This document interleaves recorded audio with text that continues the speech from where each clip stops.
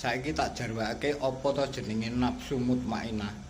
Nafsu mutmainah kuwi dicipta karo Gusti Allah saka energi angin. Gunane kanggo manungsa wis supaya bisa mbungkuk.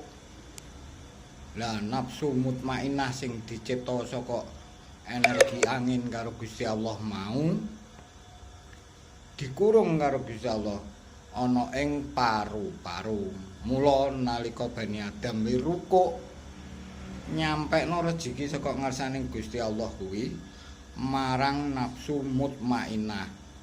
Kena diarani nafsu mutmainah utawa akal alus mutmainah utawa energi mutmainah utawa energi angin. Jadi nalika Bani Adam rukuk utawa bungkuk mutmainah diutus karo Gusti Allah, he mutmainah sing ana badane sisuta mbungkuk mula banjur mbungkuk rukuk nalika salat. Nek ora diutus karo Gusti Allah ya ora bakal iso mbungkuk.